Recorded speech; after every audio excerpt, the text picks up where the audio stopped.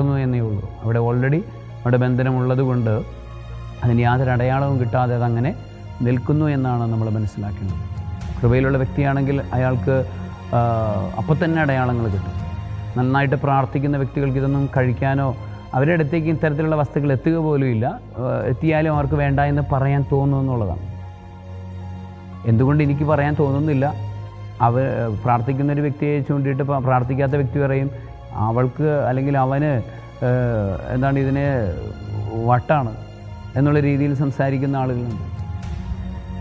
ഞങ്ങൾക്കൊന്നും കുഴപ്പമില്ലല്ലോ, അവർക്ക് മാത്രം എന്താ കുഴപ്പമെന്ന്. കാരണം ഇതാണ്, മദ്യപിച്ച് സകലതും പോയി കഴിയുമ്പോൾ മദ്യം കൊണ്ട് കിക്കാകാത്ത അവസ്ഥ വരുന്നില്ലേ എന്ന് പറയുന്നത് പോലെയാണ് ഇത്. ആ കൃപയിലല്ലാത്ത അവസ്ഥയിലായതുകൊണ്ടാണ് ഇവർക്ക് യാതൊന്നും തോന്നുന്നത്. കൃപയിലുള്ള പരിശുദ്ധാത്മ നിറവിലുള്ള വ്യക്തിയാണെങ്കിൽ ഇറങ്ങിപ്പോകുന്ന പരിശുദ്ധാത്മാവിനെ അറിയാൻ പറ്റും.